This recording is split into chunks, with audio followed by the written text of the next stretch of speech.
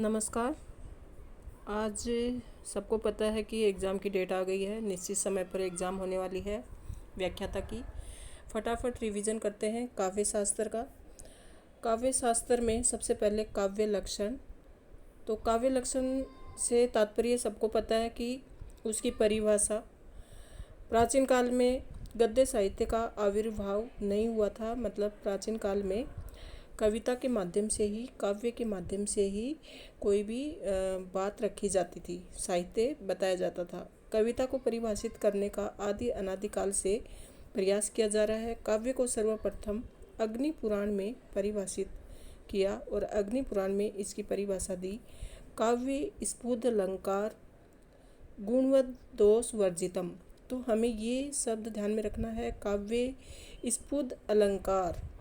इसी से मतलब ये सबसे दिमाग में आएगा कि ये अग्नि पुराण में दिया हुआ है, अर्थात अलंकार और गुण से युक्त तथा दोष से मुक्त रचना काव्य कहलाती है। तो अग्नि पुराण में क्या दिया हुआ है? काव्य स्फुद अलंकार।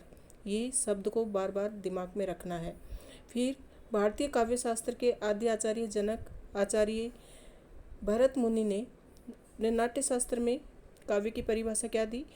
मृदु ललित पदाद्वयम् गुढ़ार्थ शब्दहीनम जनपद सुख बोध्यम मुक्ति मृत्योजम। तो इससे मृदु ललित शब्द को दिमाग में रखना है कि नाट्य शास्त्र में काव्य लक्षण की परिभाषा मृदु ललित पदाद्वयम् ये दी हुई है। तो मृदु ललित पदों से युक्त गूढ़ अर्थ और शब्द से ही सर्वजन के लिए सुबोध और सुखकारी नृत्य और रस से युक्त काव्य रचना काव्य कहलाती है। शब्द रचना काव्य कहलाती है। सिर्फ शब्द अग्नि पुराण में स्फुद अलंकार और भरत मुनि के नाट्य शास्त्र में मृदु ललित। फिर काव्य अलंकार के रचयिता आचार्य भामह के अनुसार शब्दार्थों सहितों काव्यम। ये सबको आती है, सबको याद है ये परिभाषा, शब्दार्थों सहितों काव्यम, अर्थात शब्द और अर्थ का सहभाव ही काव्य है। किसी ने शब्द को महत्व दिया तो किसी ने अर्थ को, और किसी ने दोनों को ही महत्व दिया। तो ऐसे भी पूछा जा सकता है कि शब्द और अर्थ का सहभाव बताने वाले आचार्य कौन है? तो आचार्य भामह। फिर देखो दंडी की परिभाषा है शरीर ताव दिष्ट्यार्थ। तो मतलब शरीर पर ही कभी भी दंड मिलता है, कभी भी किसी को मारा जाता है तो शरीर को ही दंड दिया जाता है। तो ये बात ध्यान में रखो कि दंडी ने शरीर ताव दिष्ट्यार्थ ये शब्द दिया है। इस शब्द से आपको दिमाग में आएगा कि ये दंडी की परिभाषा है। रुदट ननु शब्दार्थो काव्यम। ननु का अर्थ है निश्चित ही, निश्चय ही शब्द और अर्थ काव्य है। तो रुदट और भामह के काव्य अलंकार में भी शब्द और अर्थ दोनों हैं, और रुदट के भी इसमें आचार्य रुदट ने भी यही परिभाषा दी है, नन्नु शब्दार्थो काव्यम, कि शब्द और अर्थ ही काव्य हैं। ध्वनि को काव्य की आत्मा मानने वाले कौन है? आनंदवर्धन।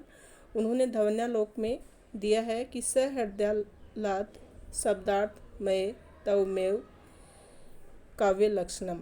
तो इनकी परिभाषा में हमें सहृदयालाद वर्ड ध्यान में रखना है, अर्थात सहृदय के हृदय को आह्लादित कर देने वाला शब्द और अर्थ काव्य है। कि मतलब जिसके हृदय में सहृदय की भावना है, तो उस सहृदयता की भावना को जगाने वाला जो शब्द होता है वह शब्द और अर्थ ही काव्य है। तो सहृदयालाद किसने दी है ये परिभाषा?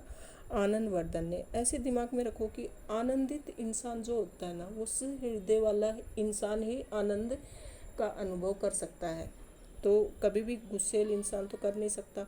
तो जिसका सहृदय होगा वही आनंद अनुभव करेगा। तो आनंदवर्धन ने सहृदय शब्द को इसकी मतलब शब्द और अर्थ को काव्य माना है। औचित्य संप्रदाय के संस्थापक आचार्य क्षेमंद्र ने काव्य विशिष्ट शब्दार्थ साहित्य दलंकार उत्तम अलंकारों से युक्त शब्द विशिष्ट शब्द और अर्थ काव्य है। मतलब जिसमें उत्तम अलंकार हो वही शब्द और अर्थ काव्य है। ये औचित्य संप्रदाय के संपादक आचार्य क्षेमेंद्र ने कहा है। तो औचित्य संप्रदाय से उचित ध्यान में रखो। उचित मतलब विशिष्ट, उचित का मतलब क्या हुआ, विशिष्ट। तो काव्य विशिष्ट शब्दार्थ जो है वही मतलब उत्तम उच्च अलंकारों से युक्त जो शब्द हैं वही विशिष्ट शब्द है, वही काव्य है। इतना दिमाग में रखो कि काव्य विशिष्ट शब्दार्थ ये किसने दिया, औचित्य संप्रदाय ने। और औचित्य संप्रदाय के संस्थापक सबको पता है कि क्षेमेंद्र है। फिर काव्य प्रकाश किसका है, मम्मट का। मम्मट की परिभाषा सबको याद है, तद्दोषो शब्दार्थो। एक अदोषो भी आती है, अदोषो वो हेमचंद्र की है। तद्दोषो शब्दार्थो सगुणावलंकरति पुनः क्वापी। तो अर्थात दोष रहित, गुण सहित और अलंकारों से युक्त शब्दार्थ काव्य है। इन्होंने भी शब्दार्थ माना है, रुद्रट ने भी शब्दार्थ माना है, भामा ने भी शब्दार्थ माना है, और ध्वनि अलंकार के इसके ध्वनि संप्रदाय के आनंद वर्धन ने भी शब्दार्थ माना है। फिर साहित्य दर्पणकार आचार्य विश्वनाथ के अनुसार वाक्य रसात्मक कम काव्यम। तो इन्होंने वाक्य को माना है, ये परिभाषा सबको आती है, अर्थात रसयुक्त वाक्य ही काव्य है। फिर वामन, काव्य अलंकार सूत्र में आचार्य वामन ने रीति रात्मा काव्य से कि रीति को आत्मा काव्य की आत्मा मानते हैं, और उन्होंने परिभाषा दी रीति रात्मा काव्य से।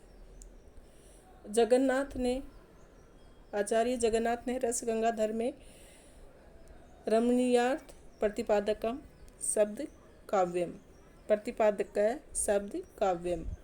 तो मतलब जगन्नाथ में रमण करने वाला, ऐसे दिमाग में रखोगे तो दिमाग में रहेगा कि अर्थात रमणीय अर्थ का प्रतिपादन करने वाला शब्द ही काव्य है। एक बात और दिमाग में रखना है कि पंडित जगन्नाथ ने शब्द बताया, विश्वनाथ ने वाक्य बताया, और बाकी के आचार्यों ने शब्दार्थ, शब्द और अर्थ दोनों बताए।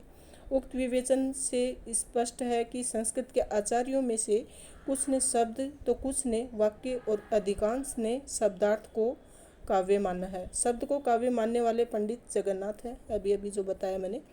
वाक्य को काव्य मानने वाले विश्वनाथ है, और शब्दार्थ को काव्य मानने वाले आचार्य बाकी के सभी हैं, भामह, रुद्रट, आनंद वर्धन, क्षेमेंद्र, मम्मट।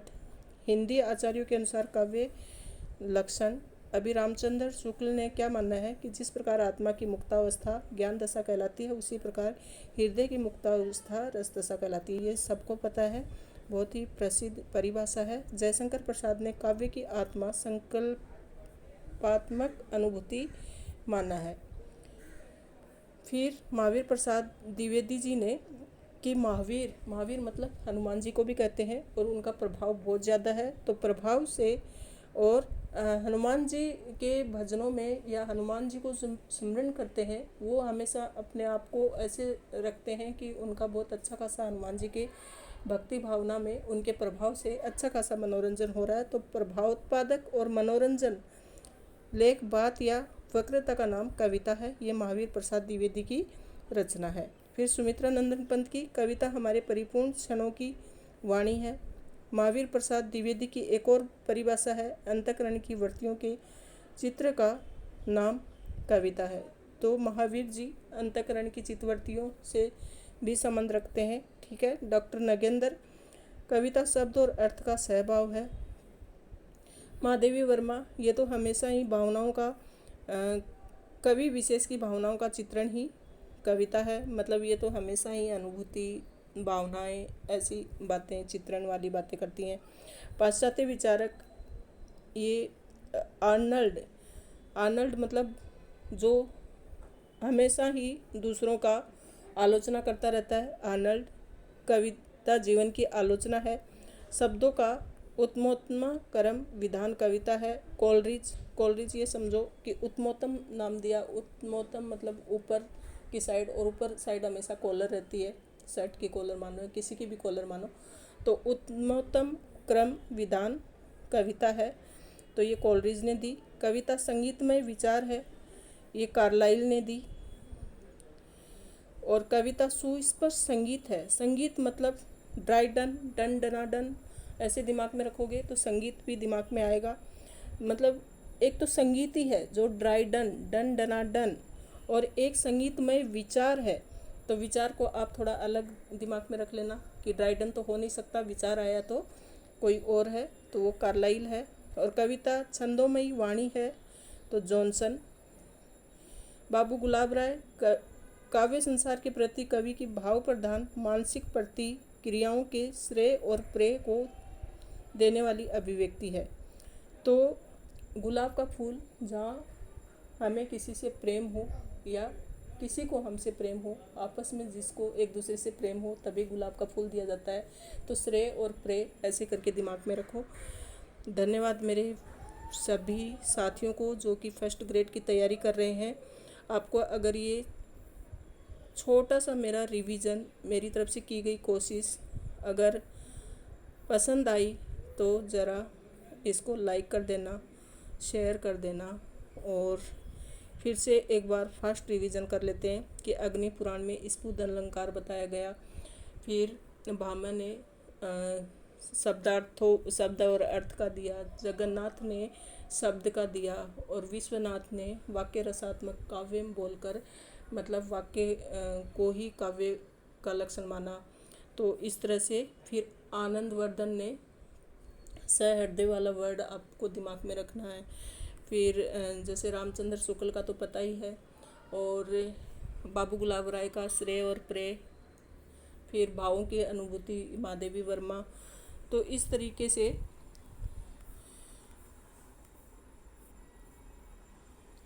और नाट्यशास्त्र में मृदु ललित, ये वर्ड दिमाग में रखना है।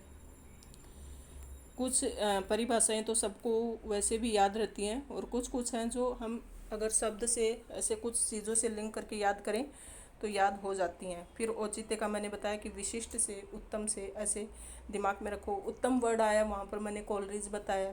तो इस तरीके से हम याद कर सकते हैं सब चीज़ों को। धन्यवाद।